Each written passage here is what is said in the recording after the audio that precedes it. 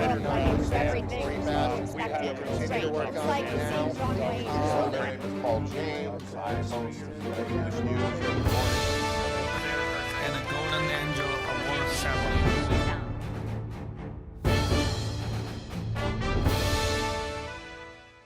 Hello, my dear friend, my lovely audience, my dear fellow Americans. Welcome to the East-West Show.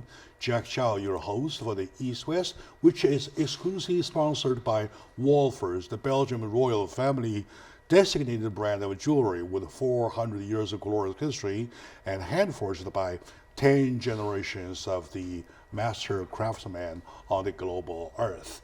Altogether, the name Wolfers stands as a testimony to the spectacular and the share of the royal glory.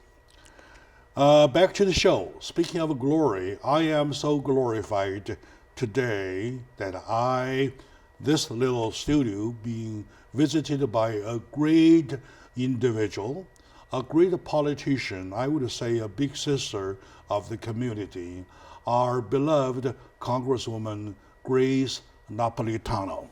Thank you very much, Jack. It's a pleasure being back with you again, and I really enjoy being on the show. I told you I'm excited already. She's been very busy, especially now when this country goes into the election period, though, and it is absolutely every congressman, woman has to be busy, but she still finds time out of her schedule, already tight schedule, to come here to see us. Right?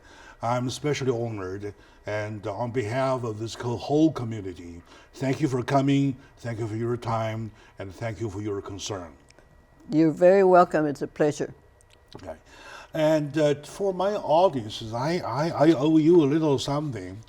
Of course, when you hear Congresswoman Napolitano as a name, of course, that doesn't surprise you. It's been the name always there. However, and there are some numbers, some facts that I would like to bring to you, to your attention, what kind of a Congress member that we have here. And she's been in Congress, elected to Congress, since 1999. Correct. Last century. Call it that way, all right? 1999. It's altogether 21 years. And now she's running for re-election, for which I have no doubt she will be re-elected. I only want the victory to be bigger, to be more landslide, to be 100% or something like that, all right? And for the reason that she has lots of congressional assignment, right? I want to read some of the assignment to you because I have 7 pages of her assignment. If I read the whole thing, I have to cancel the show just to read the list, right? So most importantly, she has been the most senior member of Congress, one of the most senior member of Congress of the United States. She is the member of the House Committee on the Natural Resources, and currently serve as the Water and the Power Subcommittee. Correct. And also, you are the Natural Resource Committee, and you are a subcommittee member of Water, Power, and Oceans. Correct. Right? And transportation and the infrastructure, which is the part that our president mentioned very little, that I have a long list to check with you later. He should have lived up to the promise to fix the infrastructure. Sure, very good. And also, you are the most senior new member of the House Committee on Transportation and Infrastructure. Is it the same assignment? It's water. No, I've been the chair of the committee for a couple of years, and it has to do with water and the bridges and the dams and dealing with the Army Corps of Engineers and also with the EPA. And also, the list goes like this. There are so many of them that are important one. Congressional Mental Health Caucus. Correct. We started the reviving the mental health caucus when I got into Congress because I figured it would be very important. That was 21 years ago. And now they're finally getting some traction. I feel that Congress is finally getting the idea that mental health plays a big part in our nation's economy, both in business and in schools or children. Finally. Yes. Finally. All right, good. And I really, of course, have a big bone to pick this way in this regard. And also Congressional Hispanic Caucus, the CHC. Yes, the CHC, Congressional Hispanic Caucus. We deal with immigration on a weekly basis. We discuss it. We are against the border wall, of course, and there are things that we fight for all immigrants, not just Hispanic, but every immigrant deserves a right to be here if they are able to get here.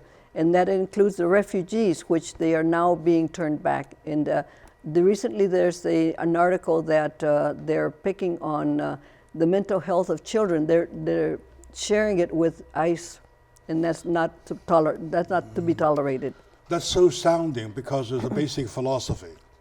It's a human race philosophy. Yes, it is. Regardless of politics, I support you on that in that area.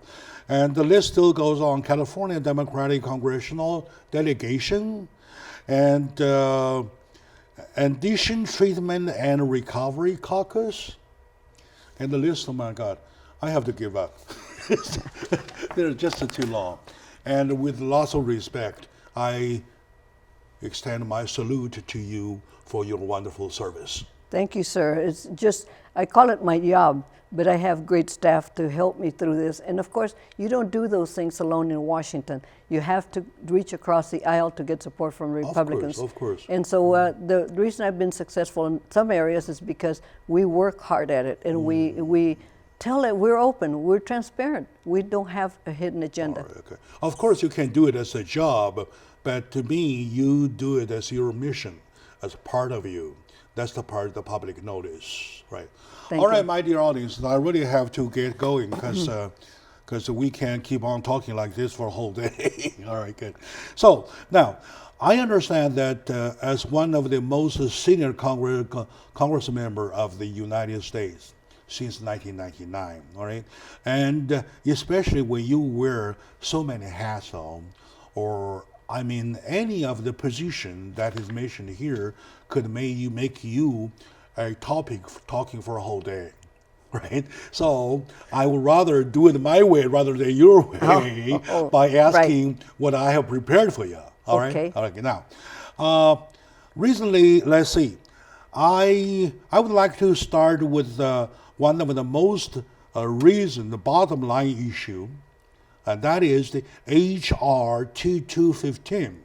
That is the San Gabriel Mountains, Foothills and Rivers Protection Act. Yes. So what is H.R. 2215? It is a bill to try to put in 109 acres added to the National Mountains Conservancy that Obama did in about 8 years ago.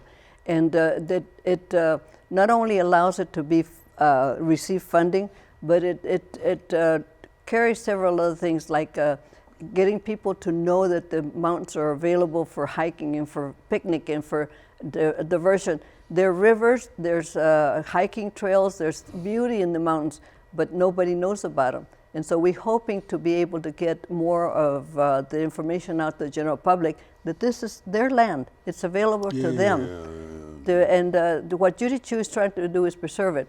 There is a little problem apparently because they don't have a map of the exact lines that are going to be drawn. That has to be straightened out because Monrovia has a problem with taking some 50 feet of neighbors' yards. So that has to be addressed. However, we think it's another move to try to save parkland for future generations. Especially when it is named as the National Monument. Monument, right? yes, yes. It added to the National Monument. I was there on top of Mount Wilson and looking around whole Southern California. Beautiful landscape. It is. It's A gorgeous. beautiful landscape. There's a lot of wildlife and a lot of things for people to enjoy. Not without your efforts, because you have the money assigned to that area, to the mountains, to the river, to the reservoirs and everything, right? Otherwise, people do not have a place to go.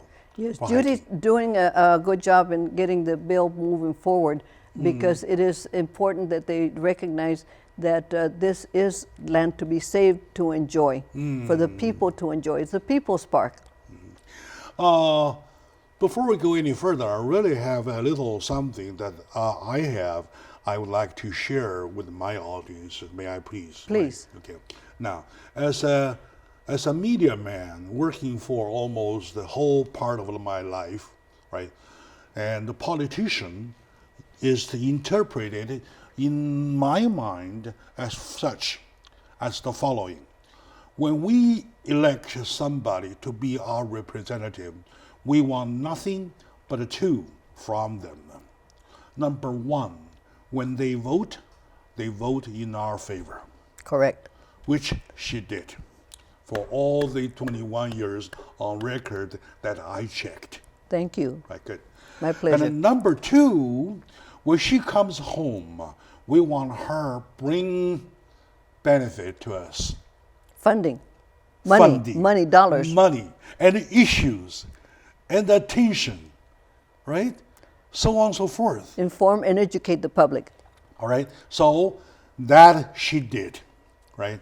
And I'm have all the questions to ask one by one. Each stands for one area that she took part of, right? She took care of, right? So my dear friend, today I'm very excited. I and my team are so honored that we are visited by our beloved Congresswoman, Grace Napolitano, who's been a member in Congress of the United States for 21 years since last century, 1999. We'll be right back. Le bijou icône de Philippe Wolfers qui date de 1902. Il faut la regarder contre la lumière pour avoir toutes les couleurs de ce bijou qui est extraordinaire. Avec les opales, c'est un thème très à la mode, à la période Art Nouveau. On voit en argenterie, mais aussi en peinture. Et ça a à voir aussi quelque chose un peu symbolique. Une libellule, c'est très belle quand on la voit de loin, mais quand on l'approche, c'est comme un dragon en anglais. On dit un dragonfly. C'est une des grandes figures de l'Art Nouveau. Et cette pièce, mieux que n'importe quelle autre, témoigne de sa virtuosité. L'opulence, le raffinement, les courbes et les couleurs, et puis le thème aussi, qui raconte une époque. Libellule a été réinterprétée, plus légère, mais c'est bien à son aïeul qu'elle fait référence, une pièce désormais accessible à tous, puisqu'elle est passée de la boutique au musée.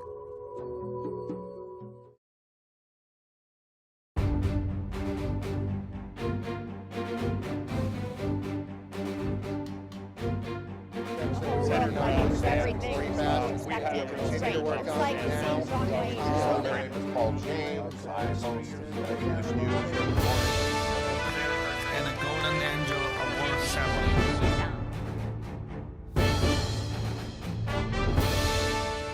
Hello, dear friends, my lovely audience, dear brothers, sisters, my dear fellow Americans. It's a moment to celebrate because we are visited by this great woman of the United States, Congresswoman Grace Napolitano, a member since 1999, been putting up with wonderful service that everybody, each single one, recognizes, including me, because I recognize with a philosophy that she did two categories. Number one, she voted for us, and number two, she brought us money. Okay, let me go in a very very kind of a compact way. So, and not long ago, I heard from your office that you had that amount of $393.2 million funding for the Whittier narrow dam system, safety system that you brought us. Well, we've been working on that for over a decade. What is the money? Where does it come from? Is the money here? Is the Army Corps of Engineers is appropriated. They put it number one on the list because it's been there for so long. And I think they got tired of me bugging them because every time I talk to a general or anybody that from the Army Corps, where's Whittier Narrows at?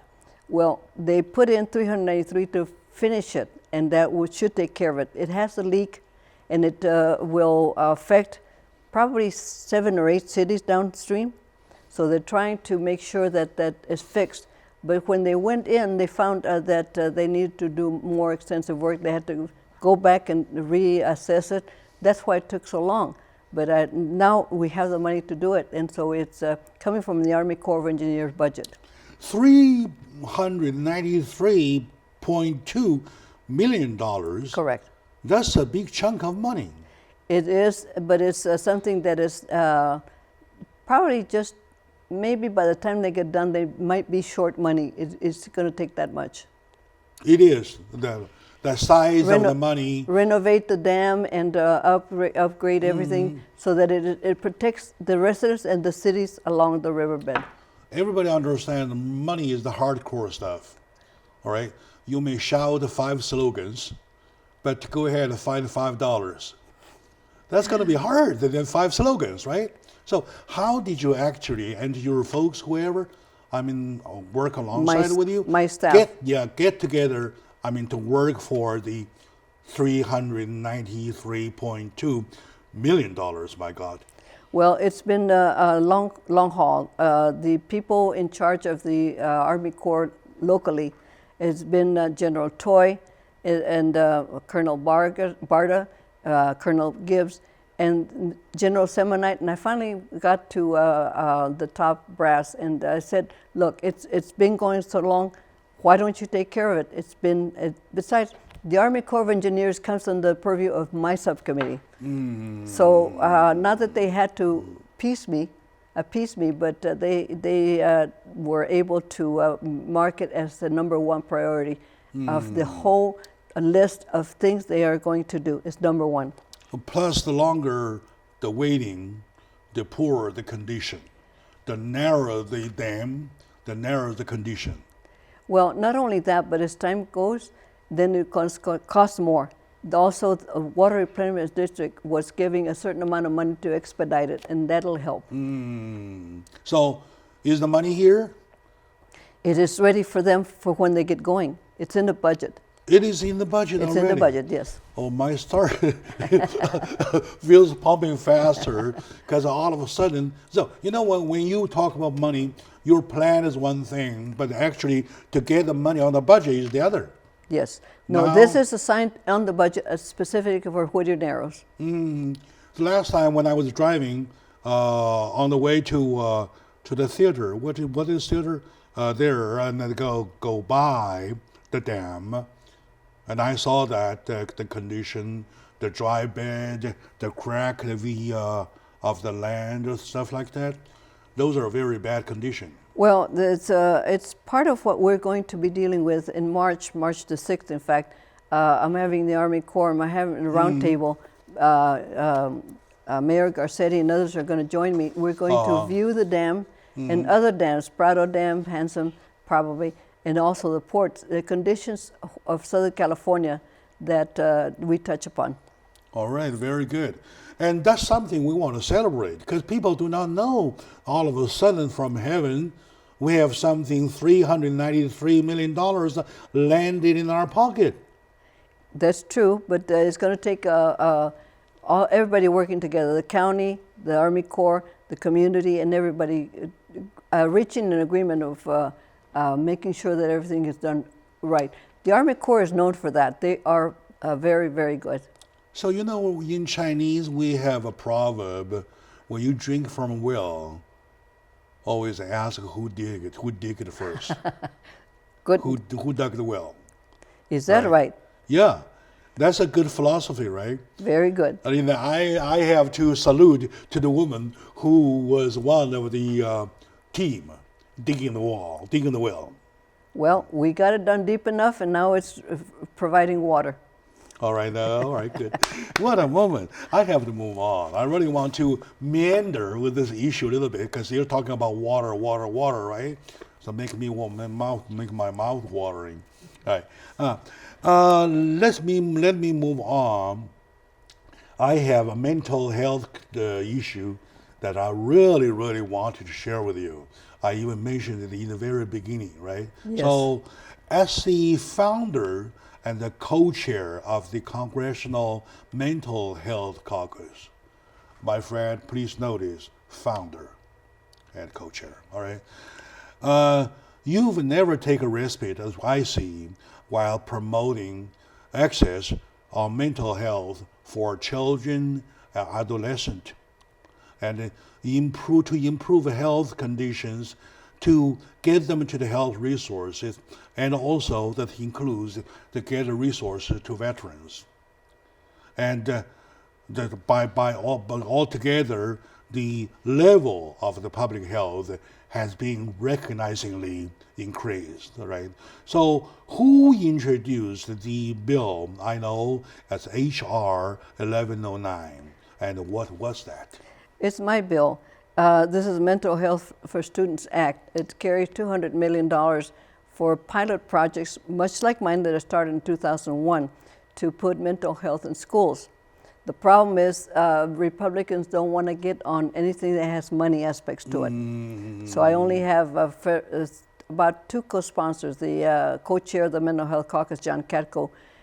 What it will do is provide pilots, much like what we started in 2001, is to be able to introduce mental health providers, clinicians, if you will, at the school level to take care of the children on site in schools to find out what is the problem, and also talk to the families. And it's free. It's a service provided by SAMHSA. That program of mine started in 2001 to 2009. Let's see, 10 years ago they quit funding it. And now the county has moved in and provided additional schools. So we're now in about 30 schools, and they are really blossoming.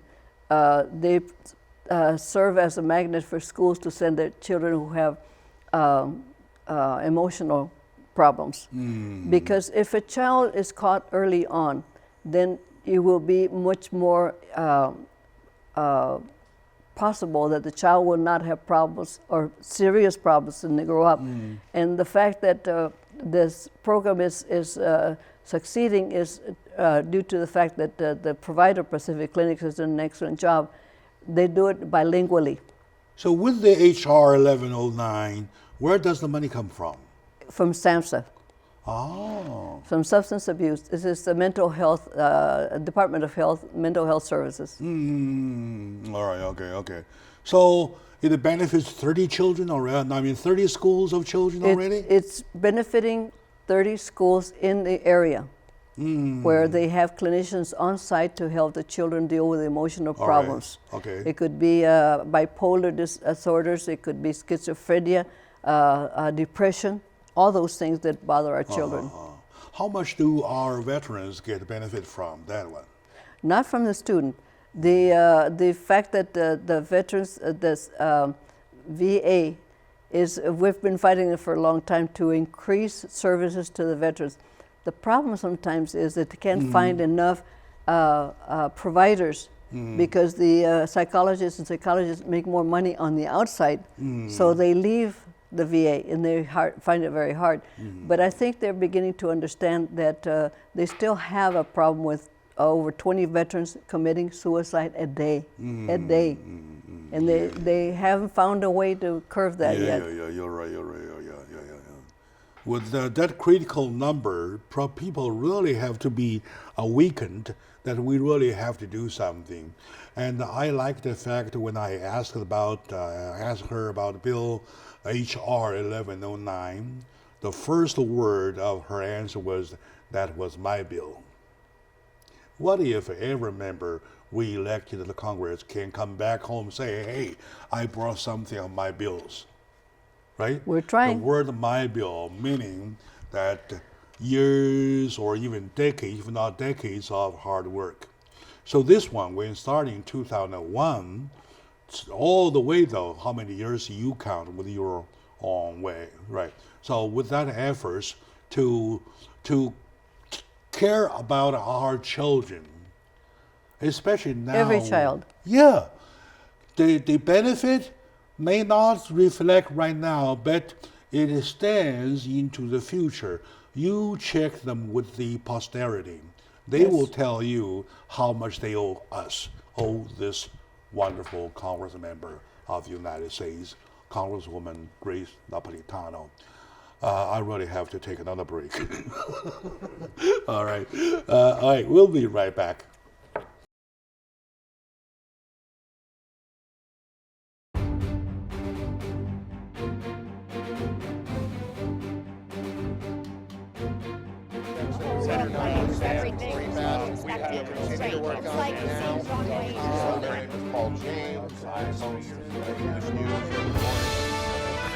And the golden angel award ceremony.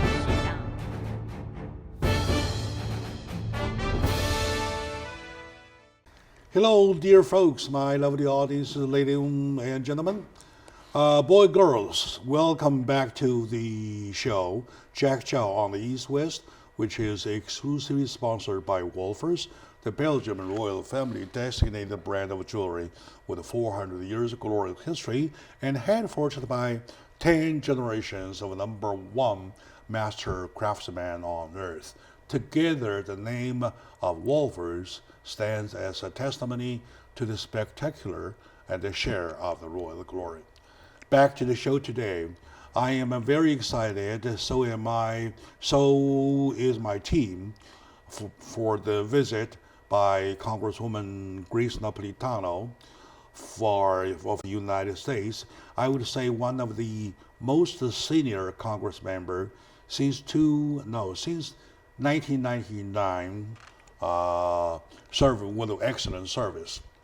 And we're checking only the important issues so that we talked about the Bill HR 1109, which is targeting to the health, mental health, right?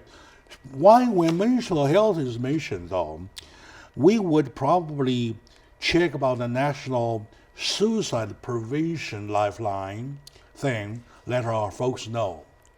Please. That is correct. There is a line that is provided by SAMHSA, the National Suicide Prevention Lifeline. It's a toll-free number, 1-800-273-8253, or 800-273-TALK, talk. All right. So, and also, I would like to still hang on a little bit on this mental health area. Speaking of mental health, though, you look at those shootings and stuff, right? And some of them, quite a few of them, reported as mental conditions, right? So, will you I would really have to ask you about the take or if the government has any concern. Okay, let's do this. Let me ask this first. To me, the Americans are such that when there's something happen, they remembers it, and then shortly after they forget. Right? Look at those incidents, so the past shootings. The moment when shooting happens, they talk about shooting every day, and every media, everybody talks about. You heard about Las Vegas? You heard about that many? All right, and all calls 10 minutes or so, and then 5, 3, 4, 3 days, no more talking, and they forget. So for that, I really want to check with you. In your eyes, as a co-chair of the Congressional Mental Health Caucus, how would you weigh the issue? Well, in many ways, it is very troublesome, because you're right. When an incident happens, it's all over the media, then they forget about it. Yeah. But they don't realize that the laws have to change. Congress, the House right now is really poised to pass bills. The Senate won't pass them. They are such a hold, the NRA, the National Rifle Association, that we want background checks. Anybody who buys a gun should have that background checked. And there should be a limit, everybody should have a license to carry a gun. We don't want to take guns away from people. All right. Only the ones that don't deserve them. Okay. That is a very good point, or division, or cut line, right? Because people keep confusing the concept. Everybody, every time when you talk about gun, they name you as anti-gun rights. Correct. And that's not true. We don't want to take guns away. We just want to make sure that everybody's safe from people who shouldn't have, those with mental conditions. We want to be sure that they're licensed. We want to be sure that they have a right to have a gun. The fact that they immediately say, oh, he's crazy. They blame mental health. Only 4% are due to mental health illness people. That just somehow they get interpreted by the media as everybody's crazy, blame mental health. So the other 93 go away. That's right. That's right. So the argument, let's talk about the argument though. Is it clear to everybody or to both sides that we are only talking about gun control? We are not trying to get rid of the gun. Correct. Right? And we've made that point many times. I served in the gun prevention task force with Mike Thompson, and for about 6 years we've been trying to get legislation passed just for gun control. The stock, limiting the number of bullets you can have in the magazine. Things that are simple, can't get the Congress to buy into them. And that is the Senate. It is only by adopting or adding some measure to control it, to make sure the right people get their gun. correct. Right? That's all we need right now, or at least as a start. But so far, they won't allow any kind of legislation on gun control through the Senate. Why not? Ask the Senate. They just don't want to hear of it. And it's controlled by a man, McConnell, who is not willing to give voice to the people. Are they connected with the National Rifle Association? Oh, I'm sure they are. Does that mean money? Means a lot of money. Means a lot of money. But it sounds that if we continue to talk on that, we have to focus on that to take the whole show. Well, it is a topic that bears talking about. I'm really confused why people would confuse us saying that we are trying to take gun rights away when we only say that let's set some regulations, something like that, right? So, all right, anyway, and I believe that you weighed this issue heavy enough, right? We've tried. I have to move on to my other issues. I have heard that in the Congress, within Congress, in being a member of the House Committee, Transportation and Infrastructure, you often go across the party lines. That is right. Which is the most challenging part. Right? So how did you succeed? Well, Jack, it just stands to reason everybody has a problem with water. Everybody. East, west, north, and south. It's just how they deal with it. California's way ahead of them. Pardon me. The bill 1497 reauthorizes the Clean Water State Revolving Fund. Mm-hmm. That hasn't been reactivated for a couple of years. We're trying to get it back in so that it allows the water agencies to be able to clean the water, modernize their infrastructure, help them afford to pay for the changes they have to make to meet the standards. California has set very high standards, higher than anybody else in the United States. So it stands to reason we don't worry about water. You turn the tap on, you drink it, it's fine. Mm. You flush the toilet, it goes away.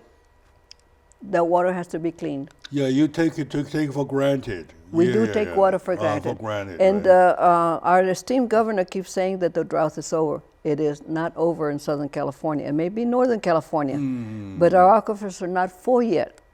And if we run into another series of drought issues, like we should have had some rain, we had very minimal, we will be running into drought again. It's a cycle. I have two regular guests from California Water Quality Control and the other water master, Mr. Ken Manning and Mr. Yes. Mr. Tony Zampiello. Zampiello, I know they them both both. are here as my regular guests checking on water.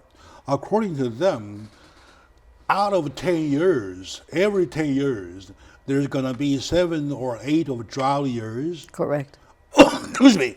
Only accidentally, God throws 2 or 3 Good days. damp years or good years into the system. So the drought is not over. Yes, but unfortunately, our governors keep saying the drought is over. And I sent a message back: it is not over. You have to check with the water agencies in Southern California. They'll tell you it is not over here. It may be in Northern California because their dams are full, their aquifers are full, because they get more rain than we do. And you also mentioned another point that even though we're in a system that not only our politicians but our country, whole nations being so divided, that the best thing for you to pick up is some basic lines issues, right? Water. Nobody doesn't need water. Nobody doesn't drink water, right? Without water, we don't have economy. Yeah, with water, you don't have economy. No conflict, right? Very good. All right, that's one of the things, but everything needs to be done. Water is one of them, though, right? Why don't you pick up water first, and then next time you feel probably driving conditions or trees or so on and so forth? Yes, well, I've been on water since I got into Congress because I thought it was an important issue for my area. And we have championing the recycled water, which allows agencies to clean the water enough to they can put it back into the aquifer, back into the ground, and then use it. Yeah. Mm-hmm. And so there are many projects here in Southern California that are doing just that, that are being funded with federal money. Thank God that we were able to get funding for them. And right now, my bill has $50 million for 17 Western states, which is a piddling amount. So I raised it for 500. All right, 500 million. That's right. All right, very good. I haven't been able to get it a hearing yet, but I'm going there. You're becoming a big player now. All right, my dear friend, I have to take another break and having lots of fun. I keep forgetting time, right? So we'll be right back.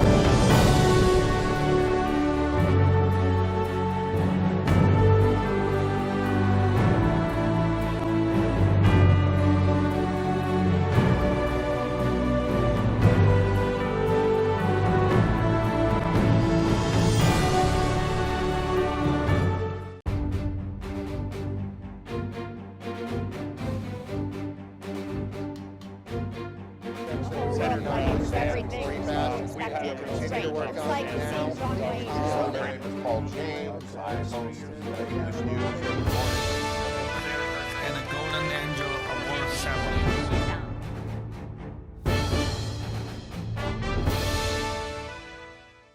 Hello, dear friends, lovely audience, ladies and gentlemen, brothers, sisters, my dear fellow Americans.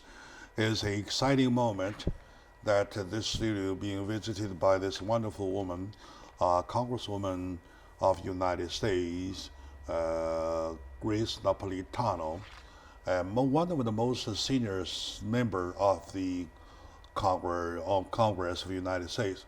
Not only by checking calendars, we're also checking voting records. We're also checking bill composing records. We're also checking about projects she's been working on, or he been working on. And by the way, she is running for re-election for which I have no doubt, zero doubt, I can tell you, I only want her to win bigger time. All right. All right. Thank you for your kind thoughts. Much Thank you very appreciated. much for what you having done, and thank you for your wonderful service, right? And I don't have time to go over with you about other issues. I want to stick to one. Now that you're a member of the House Committee of Transportation and Infrastructure, though, looking at California, looking at our infrastructure, I don't know how New Jersey looks, but here I know that ours is very bad. And on the contrary, I noticed that during the State of the Union address, our president mentioned only 1.5 sentences of infrastructure. So as a Congress member, as a member of the House Committee, how do you see the urgency, such as California, to get enough money to do the job? Well, first of all, California is a donor state. Our gasoline taxes, we get much less than we send to Washington for the gas tax. We're a donor. We're a donor state. And that puts us at a disadvantage because states that don't have the ability to carry their own weight, we subsidize them, which is okay to help other states. But unfortunately, Mr. Trump did not mention much of it after he made in his campaign a promise to do infrastructure bill. We Democrats have a 5-year, $760 billion infrastructure bill that we're trying to get. However, the Senate wants their bill, which is Trump's bill. So we have a problem there in trying to come to middle ground. We're going to conference, I'm sure. But it creates jobs, 10 million jobs. It addresses roads, bridges, the rail, airports, seaports, the water infrastructure. And it puts us on a path to zero emissions for the producing of the carcinogens in the air. We had 2015, the transportation bill was $450 billion. We were able to get 26 for California alone because I was one of the conferees, and my staff, Joe Sheehy, did a great job in getting word to the transportation agencies to give us their priorities, so we knew what we needed. And then we infused it, we put it into the bill, and we were able to get most of it. So we're hoping that we're working on the bill, probably in about a month, we start on a transportation bill. The members, staff's already working on it, but we need to find out from agencies what their priorities are so we can take care of them. And let me tell you, Jack, California is way ahead of other states in taking care of the infrastructure. But we need to be able to keep it up. The maintenance and repair is a very big problem. Just thank you very much for the information. But just you mentioned a while ago, say, when I was asking you about the going through party lines, right? You say water. Water is the commonly cared for subject because everybody needs water. And I would say road conditions, the bridges and the freeways, those are Critical. nonpartisan line issues, right? Yes. So with this issue, with these kind of issues, why still there's a party line that Senate has a bill, the House has a bill? Well, how come? They look at each other's needs. And I'm sure that I don't know what they do to come to the funds for different areas, but he has been awarding more funds to the rural areas than he has to the cities like California, Los Angeles and California, and the states that are Democrats. He turns a nose up at funding Democrats. So we're at a disadvantage there. But we hope that the bill will come to fruition. That's why we're trying to get all the agencies to contact the Senate and tell them what their major purpose is, because we all need transportation. And since California is a donor state, we should get our money back to put it back into infrastructure. So you're still working on it? We're starting to work on it. Oh, very good, very The good. next transportation bill 2015 is 5 years. That means 2020 is the next year. Yeah, especially those projects would motivate some local money to match. Am I right? Correct. Yeah. All right, very good. Look at the Rosemead. Rosemead is a good example. Also better condition now. A lot of better condition now. Well, the money goes to the state. The state then allocates to the cities or to the counties, and then the counties allocated here. You have Caltrans, you have Metro, and all of them need funding, Metro Rail to extend it out to Claremont, Caltrans to finish work on freeways. Right now they're working on 5, which is in my backyard. And it's money that people need, that general public needs to bring the roads and bridges up to Yeah, I see how you feel. You feel the urgency of the importance, right? Okay. Yes, it is. Right, very yeah. important. So, my dear friend, my lively audience, today is one of the very, very hard to get chances because due to her busy schedule, I really have to take good advantage of her moment. I would have to jump on issues, right? Let me jump to another thing. I must finish that question because I plan to ask. Recently, I saw 2 newsletters from your office, right, about a woman that you recognized, and one of them is the little kid that you recognized. The first one was a Woman of the Year of San Gabriel Valley, and the other woman, the girl, for her invention. Well, the woman. I can see where you approach to encourage them, to push them go forward. Go ahead, please. Well, because I started as a volunteer in the city of Norwalk, in a commission of sister cities, I feel that volunteers have a lot to give to the communities, and it would take some of the stress off the communities to have to pay somebody to do certain jobs that the community can do easily, and they enjoy it. And so what I did a long time ago, except last year, the first year, we included men volunteers. So it's now volunteers of the year, not women. It includes men and women.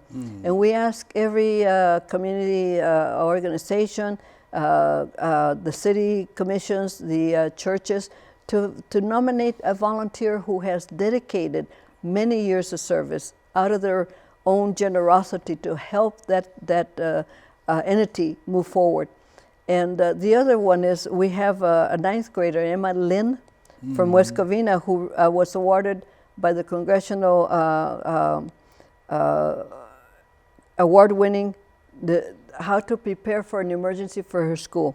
It's an app that she thought of and worked on and did a lot of work. I didn't understand it because it involves computers, involves segmentizing. How old is the girl? She's a 9th grader, so she's got to be 14. All right. 9th grader. 9th grader. 9th grader. Coming up with an app that will help her school notify the teachers or the students if there is an emergency and what to do, which is fantastic. All right. So with this this kind of programs, though, you pick them up when they pop, or you purposely push the community to create that kind of elements? Well, you have to remind people that there's good in all around us, and we try to bring out those that have done good things for others instead of focusing on negative, which sometimes the media does. And I'm not talking about you, you're always positive, but look at the channels every day, and they're all talking of stabbings and drive-bys. They don't focus on the good things kids do, the awards they win, the programs they're in that really enhance the community and provide for the well-being of others.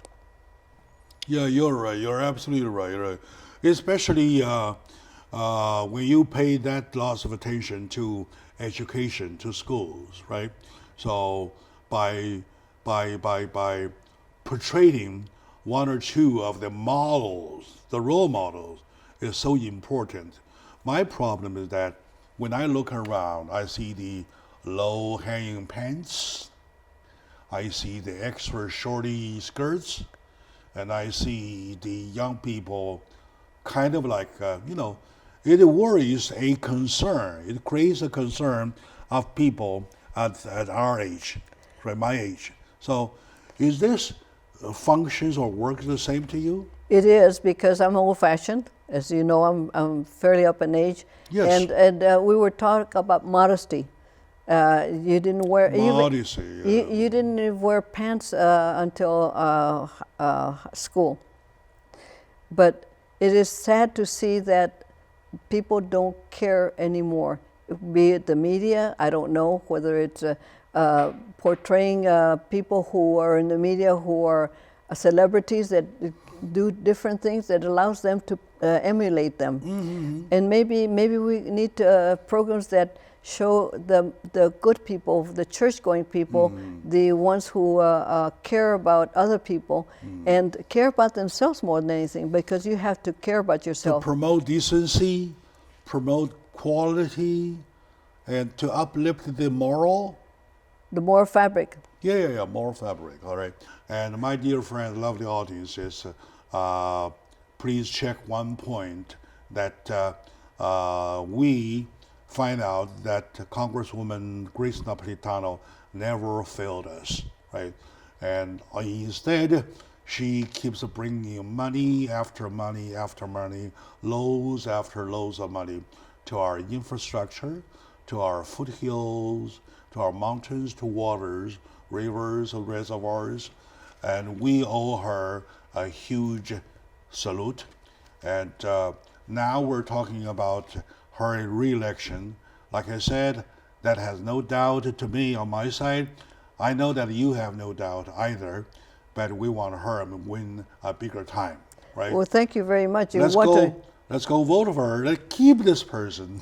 We want to be sure they're registered to vote. Yeah, sure. And vote early, because vote. if there are problems, they can get them fixed before they go vote. The most important thing, all right?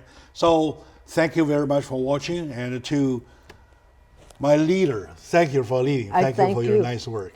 Thank you, Jack. It's a Thank pleasure you. being with you again. Sure. Same here. All right.